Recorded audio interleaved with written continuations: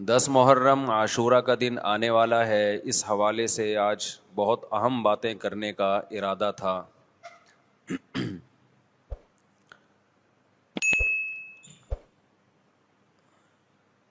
محرم میں کیا کرنا چاہیے؟ کربلا کا واقعہ اصل ہے کیا؟ کربلا کے واقعے پر تو میں ایک پورا بیان چند سال پہلے ریکارڈ کروا چکا ہوں، لیکن اس واقعے سے اہم سبق کیا ملتے ہیں؟ محرم میں ہم کون سے ایسے کام کر رہے ہیں جس سے ہم اللہ کے غضب کے مستحق ٹھہر رہے ہیں؟ یہ چند باتیں ہیں جس پر انشاءاللہ آج میں بات کروں گا. اللہ تعالی ہم سب کو عمل کی توفیق عطا فرمائے اور حق کہنے کی توفیق عطا فرمائے. دیکھو ایک بات خوب اچھی طرح سمجھ لو، اسلام 1400 سال پہلے مکمل ہو چکا ہے. کسی واقعے کی وجہ سے اسلام کو تبدیل نہیں کیا جاتا، بلکہ اسلام کی روشنی میں اس واقعے کے جو تقاضے ہیں ان پر عمل کیا جاتا ہے. ہمارے ہاں ہو یہ رہا ہے، واقعات کی بنیاد پہ مسائل نکالے جا رہے ہیں.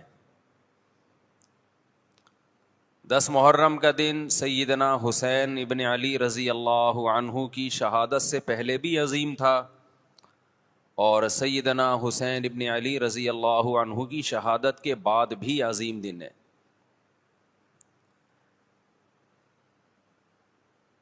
آج آپ نے ایک نعرہ بہت سنا ہوگا کہ جی اسلام میں فرقہ واریت نہیں ہے، ہم کسی فرقے سے نہیں ہیں. میں بار بار کہتا ہوں کہ یہ بڑا خوشنما نعرہ ہے جو سننے میں بہت اچھا لگتا ہے. کچھ باتیں سننے کی حد تک بہت اچھی ہوتی ہیں لیکن پریکٹیکل لائف میں ان کی ویلیو بالکل بھی نہیں ہوتی. جب آپ پریکٹیکل لائف میں آتے ہیں تو پھر آپ کو یہ فیصلہ کرنا پڑتا ہے کہ آپ کس فرقے سے تعلق ہے آپ کا. آپ سنی ہیں، شیعہ ہیں، معتزلہ ہیں، مرجیہ ہیں، قدریہ ہیں، ناصبیہ ہیں، کیا ہے آپ کا فرقہ؟ یہ کہہ دینا آسان ہے میرا کوئی فرقہ نہیں ہے. اس پر سب سے بڑا اشکال یہ ہوتا ہے، یہ میں اس لیے فرقے کی بات کر رہا ہوں کہ آپ کو بھی طے کرنا پڑے گا کہ آپ یا تو شیعہ بن جاؤ بھائی یا سنی بن جاؤ، ایک طرف ہو جاؤ آپ. محرم میں شیعہ بنے ہوئے ہوتے ہیں، رمضان میں سنی بنے ہوئے ہوتے ہیں، ربیع الاول میں بریلوی بنے ہوئے ہوتے ہیں، تو پتہ ہی نہیں چلتا کہ ٹکتا ہی نہیں ہے کسی ایک جگہ. اور یہ جو نعرے ہیں نا کہ اسلام میں فرقے نہیں ہیں، یہ ویسے ہی قرآن و سنت کی روشنی میں غلط ہیں. اسلام میں 73 فرقے ہیں، حدیث میں آتا ہے میری امت 73 فرقوں میں ڈیوائیڈ ہوگی، جن میں ایک جنتی ہوگا اور 72 جہنمی ہوں گے. تو وہ ایک جنتی بھی تو فرقہ ہی ہوگا نا. جس نے عمل نہیں کرنا ہوتا نا وہ یہ کہہ کے جان چھڑاتا ہے کہ میرا کوئی فرقہ نہیں ہے، تاکہ وہ بے پیندے کے لوٹے کی طرح لڑکتا رہے، کبھی ادھر کبھی ادھر، کیونکہ عمل تو کرنا نہیں ہے اس نے.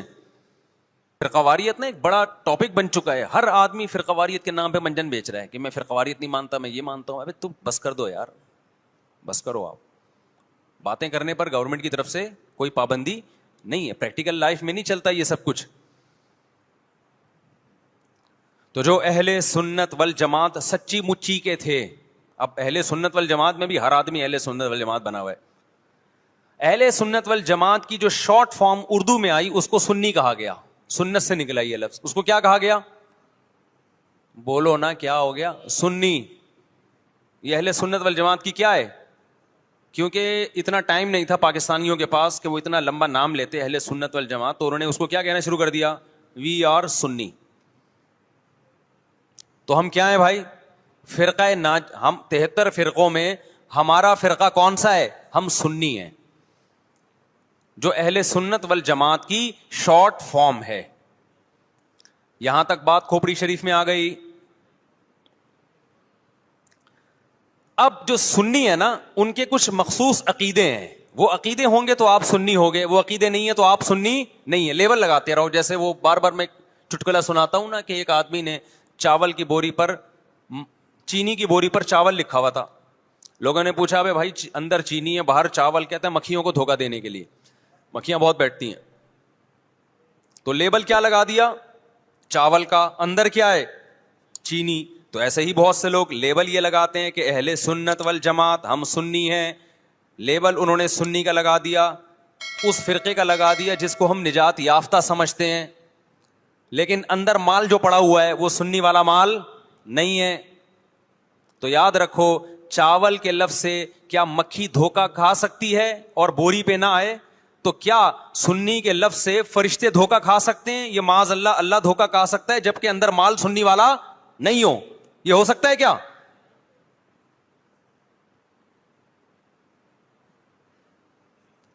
تو اس لیے میں کہتا ہوں آپ ایک چیز ہو جاؤ، یا سنی ہو جاؤ یا شیعہ ہو جاؤ یا کچھ اور ہو جاؤ.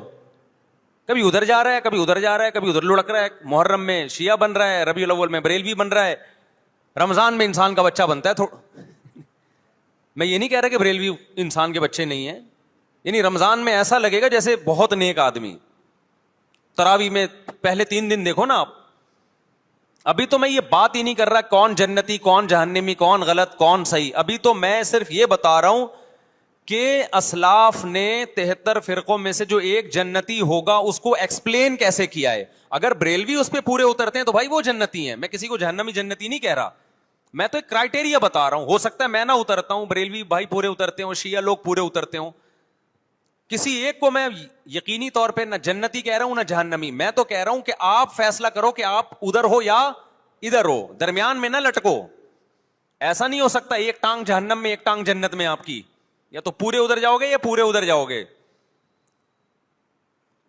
کھوپڑی شریف میں بات آ رہی ہے کہ نہیں آ رہی ہے؟ تو نبی صلی اللہ علیہ وسلم نے فرمایا جنتی فرقے کی علامت ما انا علیہ و اصحابی، جس پر میں اور میرے صحابہ ہوں. اب نبی اور نبی کے صحابہ کس طریق پر تھے، کس ٹریک پر تھے؟ اس کو امام طحاوی رحمہ اللہ تعالی جو حنفیہ میں بہت بڑے محدث گزرے ہیں، امام ابو حنیفہ کے شاگردوں کے شاگردوں کے شاگردوں میں سے تھے،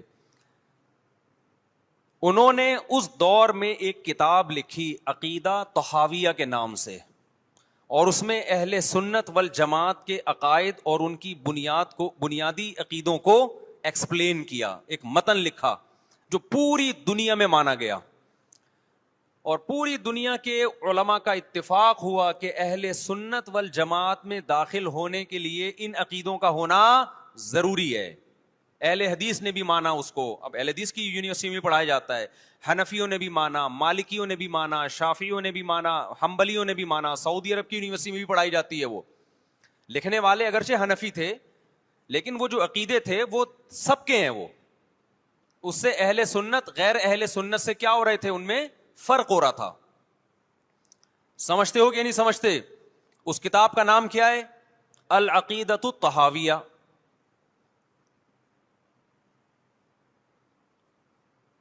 وہ کتاب جو لکھی گئی ہے نا، پوری دنیا نے اس لیے مانی کہ اس میں ہر عقیدے میں قرآن اور سنت اور اجماع صحابہ، ان 3 کو بنیاد بنایا گیا ہے. قرآن سے ہو، اور قرآن کی ایسی تشریح جو حدیث مانتی ہو، اور قرآن اور حدیث کی وہ تشریح جو صحابہ مانتے ہوں. لہذا اس وقت پوری دنیا میں جو اہل حق علماء تھے ان کا اتفاق ہو گیا، اور اب تک یہ اتفاق چلا آ رہا ہے کہ جو ان عقیدوں سے ہٹے گا وہ یا تو قرآن کے راستے پر نہیں ہے، یا نبی کے راستے پر نہیں ہے، یا صحابہ کے راستے پر نہیں ہے. اٹ مینس کہ وہ اہل سنت والجماعت سے خارج ہے. خارج کہہ کے ہم اس کو کافر نہیں کہہ رہے، کافر کہنا نہ کہنا یہ ایک الگ بحث ہے. کچھ کافر ہیں کچھ کافر نہیں ہے، لیکن وہ نجات یافتہ فرقوں میں نہیں ہے. بہرحال وہ اس فرقے میں نہیں ہے جس کی نبی صلی اللہ علیہ وسلم نے جنت میں جانے کی گارنٹی لی ہے. سمجھتے ہو کہ نہیں سمجھتے ہو؟ اب ان عقیدوں میں کیا ہے بھائی؟ وہ یہ کہ اہل سنت والجماعت جب بھی کوئی مسئلہ نکالیں گے اس کی بنیاد 4 چیزیں ہوں گی: قرآن، حدیث، اجماع امت. یعنی ایسی تشریح کبھی نہیں کی جائے گی قرآن و سنت کی جو امت کے اجماع کے خلاف ہو، کیونکہ امت حدیث میں بہت دفعہ یہ ہے کہ امت گمراہی پہ جمع نہیں ہو سکتی. آپ ایسی تشریح کسی حدیث کی کر رہے ہیں جو کوئی بھی نہیں مانتا اب تک, اس کا مطلب آپ گمراہی پھیلا رہے ہیں. اور چوتھی چیز ہے قیاس. بعض مسائل قرآن و حدیث میں واضح نہیں ہیں لیکن قرآن اور حدیث میں ان کی طرف اشارے ہیں, تو مجتہد کیا کرتا ہے کہ وہ قرآن و حدیث کے ان معنی اور مضمون میں غوطے لگا کے وہ مسائل کا استنباط کرتے ہیں, زمانے کے حساب سے نئے نئے مسائل اخذ کرتے ہیں. سمجھتے ہو کہ نہیں سمجھتے؟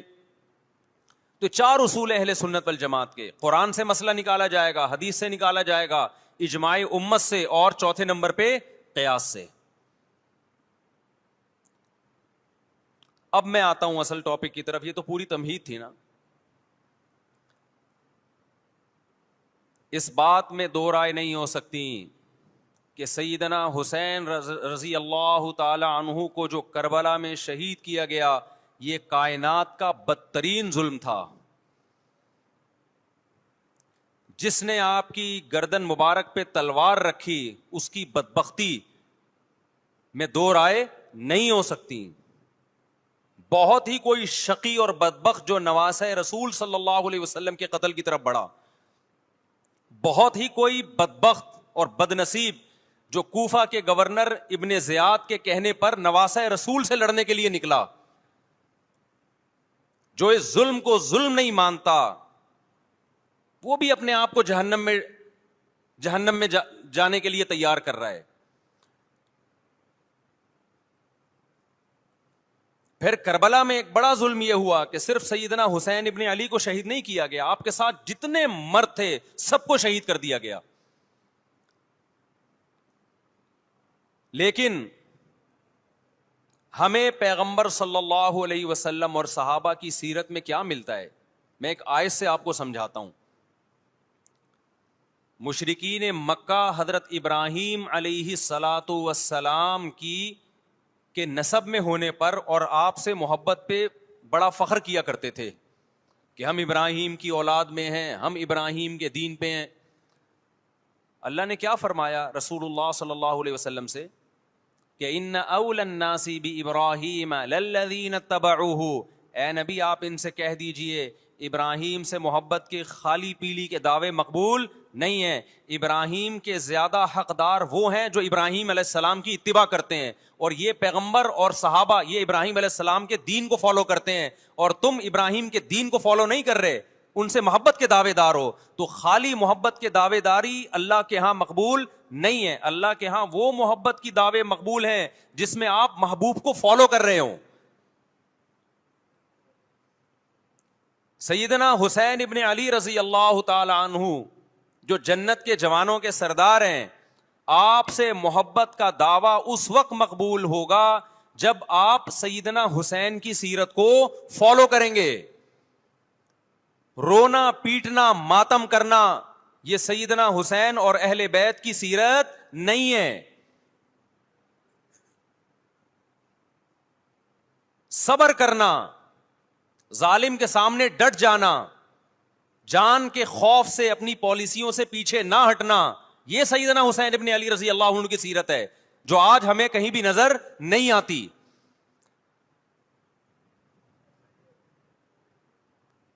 تو ہم نے بھائی دیکھنا ہے صحابہ کا طرز عمل کیا تھا. آپ بتاؤ صحابہ کو سیدنا حسین سے محبت تھی یا نہیں تھی؟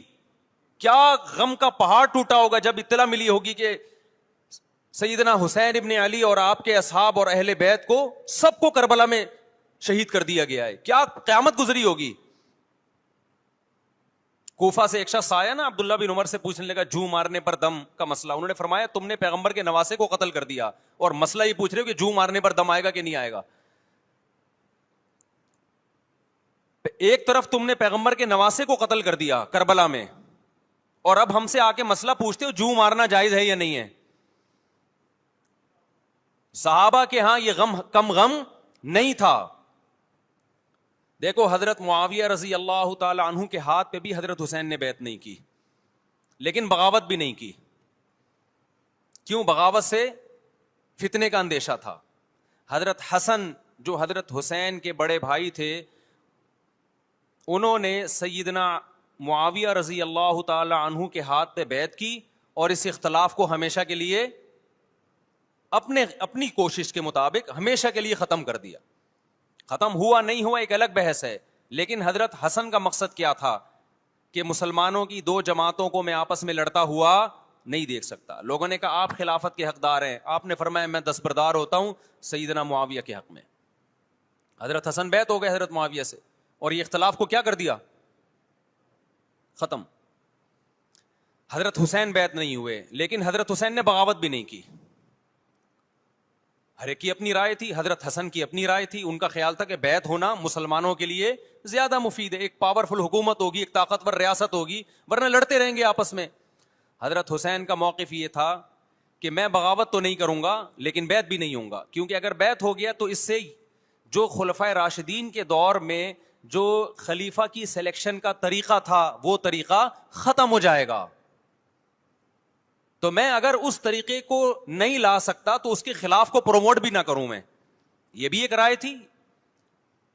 میں سمجھا پا رہا ہوں اپنی بات؟ بھائی رائے کا اختلاف ہوتا ہے نا. نبی صلی اللہ علیہ وسلم نے فرمایا اذا اجتہد المجتہد فإن اصاب فلہ اجران وإن اخطأ فلہ اجر واحد. جب کوئی مجتہد اللہ کی رضا کو سامنے رکھ کے اجتہاد کرتا ہے, صحیح اور غلط کا فیصلہ کرنے بیٹھتا ہے, رائے یعنی اس کا مقصد اللہ کی رضا ہو, تو اگر وہ درست نتیجے پہ پہنچے تو 2 ثواب, غلط نتیجے پہ پہنچے تو بھی 1 نیکی اس کو ملتی ہے, اس لیے کہ اس کے بس میں جو خیر خواہی کا کے لیے جو تھا وہ اس نے کر دیا. رائے کا اختلاف ہوتا ہے. تو حضرت حسن رضی اللہ تعالیٰ عنہ بیعت ہوئے حضرت معاویہ کے ہاتھ پہ. سیدنا حسین نہ بیعت ہوئے اور نہ آپ نے بغاوت کی, خاموشی اختیار کی. حضرت معاویہ رضی اللہ تعالی عنہ نے سیدنا حسین کو تلوار کی زور سے بیعت پر مجبور نہیں کیا, بلکہ نواسہ رسول کا خیال کیا اور وصیت بھی کی لوگوں کو. لیکن جب حضرت معاویہ کے بعد یزید جانشین ہوا, اس کی سب سے بڑی غلطی یہ تھی کہ اس نے نواسہ رسول صلی اللہ علیہ وسلم اور آپ کے ساتھ جو چند اہل بیت اور چند صحابہ تھے, اس وقت بھی حضرت حسین نیوٹرل تھے. نہ حضرت حسین نے بغاوت کا ارادہ کیا اور نہ بیعت کرنے کا ارادہ کیا. یزید ابن معاویہ کو چاہیے تھا کہ سیدنا حسین رضی اللہ عنہ کو اپنے حال پہ چھوڑ دیتا, اپنے والد کی طرح.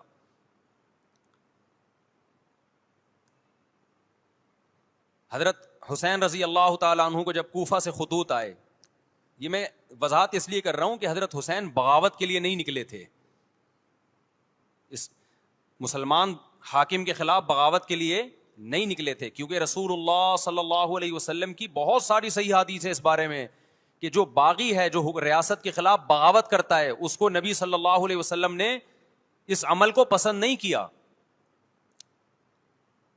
تو حضرت حسین رضی اللہ تعالیٰ عنہ کو کوفہ سے خطوط آئے کہ یہاں سارے کے سارے لوگ آپ کے ہاتھ پہ بیعت کرنے کے لیے تیار ہیں. ظاہر ہے جب کسی علاقے کے لوگ دارالخلافہ ہو اور سب بیعت ہونے کے لیے تیار ہوں تو پھر آپ کا جانا یہ بغاوت کا عمل نہیں کہلاتا. حضرت حسین رضی اللہ تعالیٰ عنہ اہل بیت کے ساتھ نکلے. کربلا میں جب پہنچے, مشہور واقعہ آپ 20 دفعہ سن چکے ہیں, وہاں جا کے آپ کو اطلاع ہوئی کہ وہ خبر غلط تھی, اور عبید اللہ بن زیاد نے ایک پورا لشکر بھیجا سیدنا حسین رضی اللہ تعالیٰ عنہ کو مجبور کرنے کے لیے کہ میرے ہاتھ پہ آپ زبردستی بیعت ہو جائیں. حضرت حسین رضی اللہ تعالیٰ عنہ نے مطالبے رکھے کہ یا تو مجھے واپس جانے دیا جائے, اور اگر بیعت کرنا ہی ہے تو میں دمشق میں امیر کے ہاتھ پہ جا کے بیعت کروں گا. بہت معقول مطالبے تھے یہ. میرا مقصد ابھی کربلا کا واقعہ بیان کرنا نہیں ہے, اس پہ بہت کچھ کہا جا چکا ہے, خود میرا بھی بیان اس پہ تفصیل سے ہو چکا ہے. اس کے بعد بھی سیدنا حسین رضی اللہ تعالیٰ عنہ کو مجبور کرنا کہ عبید اللہ بن زیاد جو بدبخت انسان, جو قاتل تھا اہل بیت کا, اسی کے ہاتھ پہ لازمی بیعت ہوں, جبکہ وہ امیر بھی نہیں ہے, وہ گورنر ہے ایک علاقے کا. تو نواسہ رسول کا خیال نہ کرنا یہ بدترین ظلم تھا جو اس وقت حکومت سے ہوا ہے. حضرت حسین رضی اللہ تعالیٰ عنہ, دیکھو نبی صلی اللہ, آج ہم دیکھتے ہیں کہ جو بڑا آدمی ہوتا ہے نا اس کی قربانیاں ہوتی ہیں, اس کی بڑی بڑی قربانیاں ہوتی ہیں. چھوٹے اپنے بڑوں کی قربانیوں کو کیش کراتے ہیں. آپ نے دیکھا ہوگا فلاں نے بڑی قربانیاں دی اور بچے موج کر رہے ہیں, دیکھا نا آپ نے. لیکن اللہ تعالیٰ نے رسول اللہ صلی اللہ علیہ وسلم کے نسب کو اس سے محفوظ کیا. ہمارے نبی کے 2 بیٹے حسن حسین, آپ کی نسل حضرت فاطمہ سے چلی ہے, دونوں شہید ہوئے ہیں.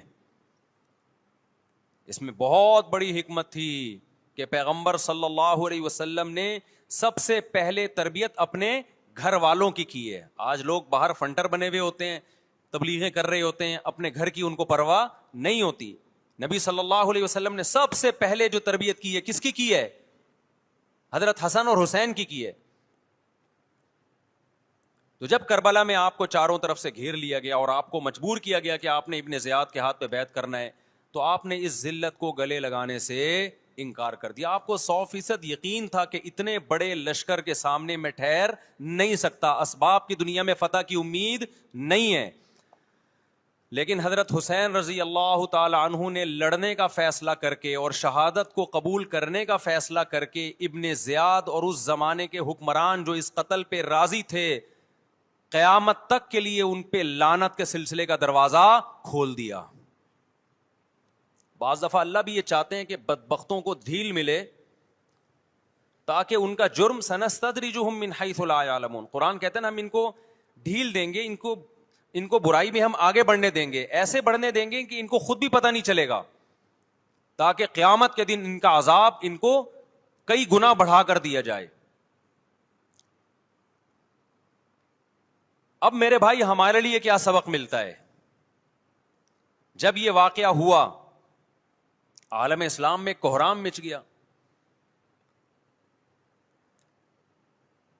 لیکن کیا اس واقعے کے بعد اہل بیت کی جو مقدس اور پاکیزہ عورتیں تھیں, کیا انہوں نے نوحہ کیا یا صبر کیا؟ آپ کا ضمیر کیا کہتا ہے, انہوں نے نوحے پڑے ہوں گے یا صبر کیا ہوگا؟ بولو بھائی, صبر کیا. عبداللہ بن عمر رضی اللہ تعالیٰ عنہ جو کوفہ والوں کو ملامت کیا کرتے تھے کہ تم جو مارنے کے مسئلے ہم سے پوچھتے ہو, تم نے حسین کا قتل کر دیا. تو یہ حضرت ابن عمر نے اسی لیے کہا نا کہ آپ کو اس کا غم ہوا تھا. تو ابن عمر کا عمل کیا تھا؟ کیا انہوں نے ماتم کیا؟ کیا انہوں نے چھوروں سے اپنے آپ کو مارا؟ حضرت حسین کا قتل بھی ظالمانہ, اور اس سے پہلے سیدنا عثمان کا قتل بھی ظالمانہ. اگر نوحہ یا ماتم جائز ہے تو حضرت عثمان کی شہادت کے دن بھی جائز ہے, حضرت حسین کی شہادت کے دن بھی جائز ہے. اور اگر ناجائز ہے تو جیسے عثمان کی شہادت کے دن ناجائز, حسین کی شہادت کے دن بھی ناجائز ہے. سمجھ میں آ رہی ہے بات کہ نہیں آ رہی ہے؟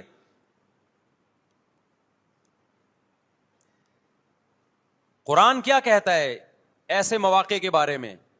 تلک امۃ قد خلت لہا ما کسبت ولکم ما کسبتم.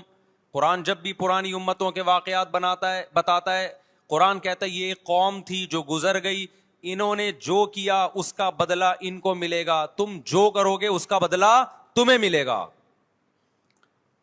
تو ہمیں اللہ نے اس واقعے میں بھی بتا دیا کہ سیدنا حسین کا واقعہ, کربلا کا واقعہ جب سنا کرو تو یہ سوچا کرو یہ قوم تھی جو گزر گئی, جس نے اچھا کیا, حسین ابن علی نے اچھا کیا, ان کو اس اچھائی کا بدلہ ملے گا. اور جو حضرت حسین کے قتل کے حضرت سیدنا حسین کے مبارک خون سے جن کے ہاتھ آلودہ ہوئے, کیونکہ قتل کیا نا انہوں نے, تو لہا ما کسبت, ان کو اس ظلم کا بدلہ بھی ملے گا.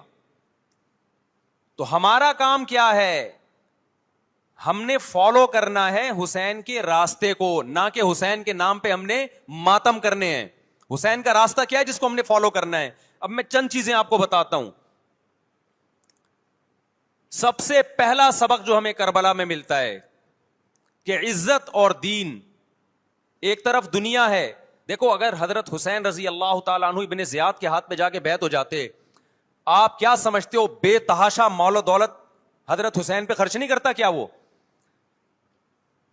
جب ایک بڑا آدمی کسی کے ہاتھ پہ بیعت ہوتا ہے تو اس کو بھی تو فائدہ ہوتا ہے نا اس سے. اور کیا حضرت حسین کو یقین نہیں تھا کہ کربلا میں شہید ہو جاؤں گا؟ فتح اور نصرت کی اسباب کی دنیا میں کوئی امید نہیں تھی, مگر آپ نے اہل بیت کو کربلا میں رسوا کرنے پر عزت کی موت کو ترجیح دی ہے. آج اگر آپ میں یہ ظرف ہے کہ آپ عزت کی موت کو ذلت کی زندگی پر ترجیح دیتے ہو تو پھر آپ حسینی ہو. نہیں آئی بات؟ میرا خیال ہے سمجھ. سیدنا حسین کی سخاوت کے واقعات ہیں. سیدنا حسین باغی نہیں تھے رضی اللہ عنہ.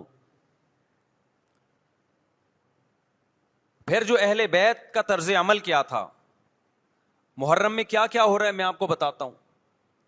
ان میں سے کوئی بھی عمل نہ ہمیں قرآن سے ملتا ہے نہ صحابہ سے ملتا ہے ہمیں. تو ما انا علیہ و اصحابی جو جنتی فرقہ ہوگا اس کی جو علامتیں ہیں، تو جب آپ ان علامتوں کے خلاف چلو گے، صحابہ اور تابعین کو فالو نہیں کرو گے، تو آپ پھر اپنے آپ کو سنی کہنا چھوڑ دو. آپ بتاؤ مجھے اسلام میں کوئی مہینہ منحوس ہے؟ بولو نا. کوئی مہینہ منحوس ہے؟ تو آپ محرم کو منحوس کیوں کہتے ہو؟ لوگ مجھے کہتے ہیں مفتی صاحب فرقہ واریت پھیلا رہے ہیں. دیکھو فرقہ واریت جب پھیلا رہا ہوں جب میں کسی فرقے کے خلاف آپ کو کر رہا ہوں. میرے بیان شیعہ لوگ بھی سنتے ہیں، ملتے بھی ہیں. بہت دفعہ ایئرپورٹ پہ ملاقات ہوئی، بڑی عزت سے ملے، میں شیعہ ہوں لیکن آپ سے محبت کرتا ہوں.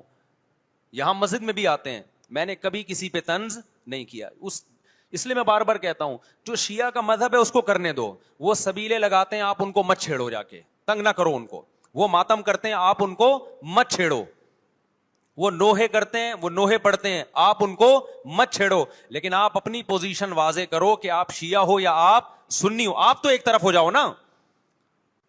محرم میں اگر آپ مرثیے لگا کے گھوم رہے ہو گاڑیوں میں، اٹ مینز آپ سنی نہیں ہو. آپ نبی صلی اللہ علیہ وسلم کی حدیث ہے ہمارے پاس، ہم اہل سنت والجماعت ہیں، ہم سنت کو فالو کرتے ہیں. تو سنت کیا کہتی ہے؟ میتوں پہ گریبان چاک کرنا، میتوں پہ چیخو پکار کر کے رونا. آپ نے فرمایا لیس منا، وہ ہم میں سے نہیں ہے. اور اس عمل پہ آپ صلی اللہ علیہ وسلم نے لعنت فرمائی ہے.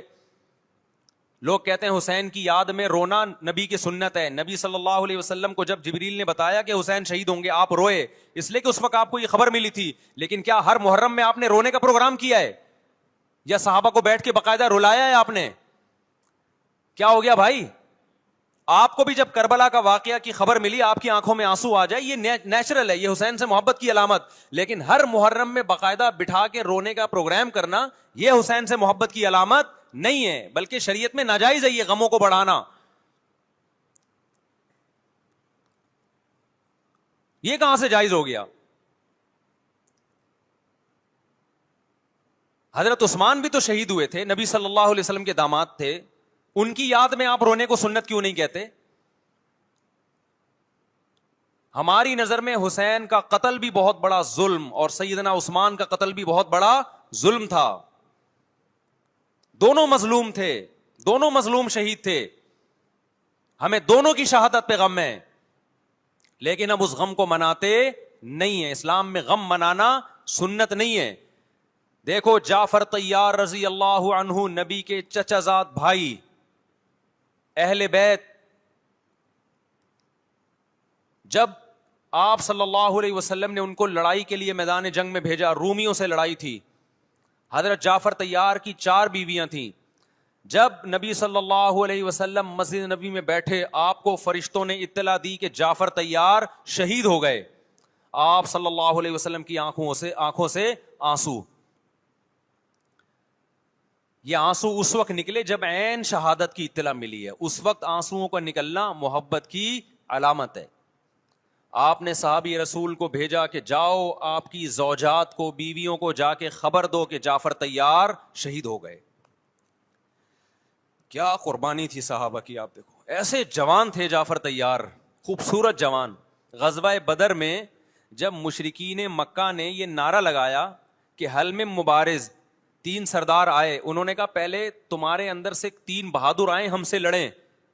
دیکھو عربوں میں یہ ہوتا تھا کہ جب جنگ کے لیے 2 فوجیں آمنے سامنے کھڑی ہوتی تھیں تو پہلے دونوں طرف کے بہادر ترین لوگوں کی لڑائیاں ہوتی تھیں کہ جب تک دونوں میں سے ایک قتل نہیں ہوگا لڑائی شروع نہیں ہوگی. تو آپ کو پتا ہے کہ اس میں بہادر ترین لوگ نکلیں گے نا جو لڑنا جانتے ہوں. مشرکین مکہ کی طرف سے 3 یا 4 بڑے بڑے سردار آئے. لڑائی سے پہلے, بدر میں لڑائی سے پہلے انہوں نے نعرہ لگایا, حل میں مبارز, کوئی ہے تم میں جو پہلے ہم سے لڑے. یعنی ادھر سے ہم 3 ہیں تو ادھر سے بھی کتنے چاہیے, 3 بندے. ادھر سے انصار صحابہ آئے, مشرکین مکہ نے کہا لیسو بی اکفائنا, یہ ہمارے جوڑ کے نہیں ہیں, قریشی ہاشمی چاہیے ہمیں, ہمارے نسب کے لوگ ہونے چاہیے. تو ادھر سے نبی صلی اللہ علیہ وسلم نے حضرت علی کو بھیجا اور حضرت جعفر طیار کو بھیجا. جن صحابہ کو بھیجا ان میں حضرت جعفر طیار بھی تھے. حضرت جعفر طیار رضی اللہ تعالی عنہ اور سیدنا علی مقابلے میں غالب آ گئے.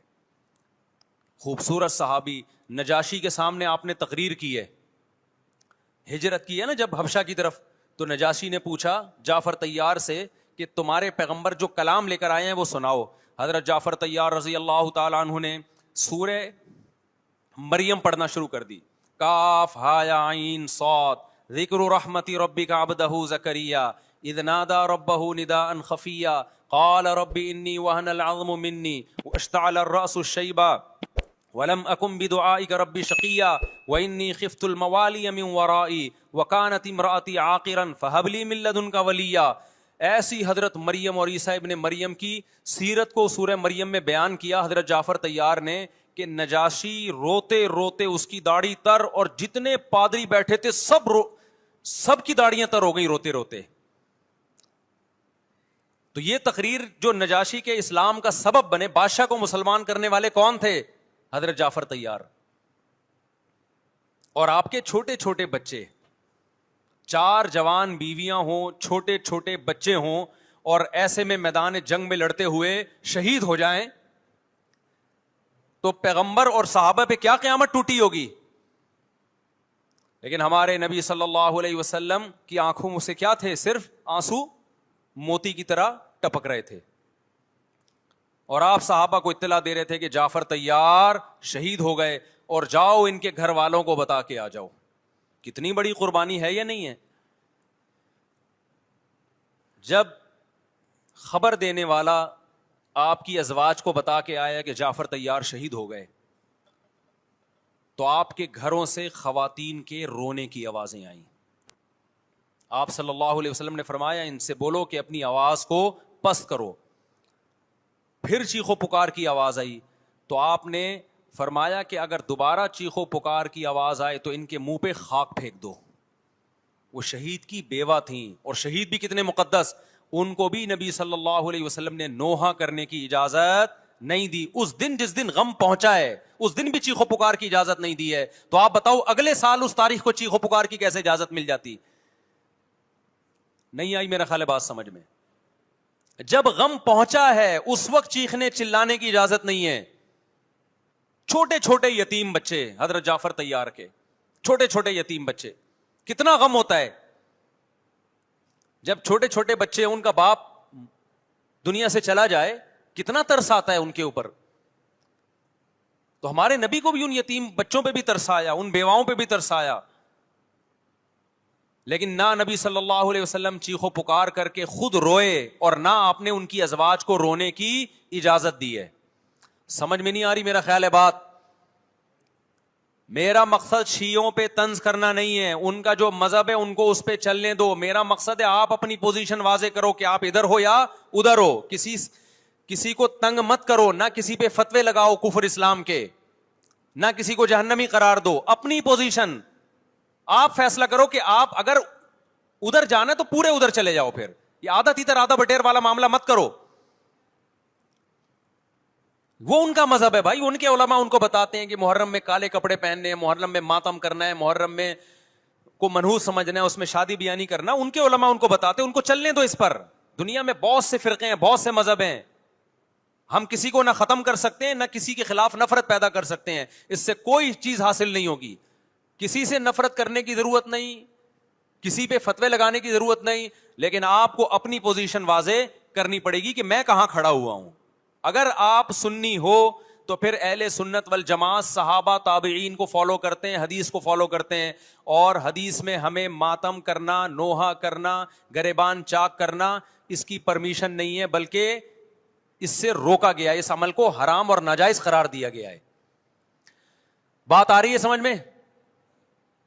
باقی جو شیعہ حضرات کرتے ہیں، ہمارے دوست ہیں شیعہ، میں مذاق میں نہیں کہہ رہا، ملتے ہیں ہم سے.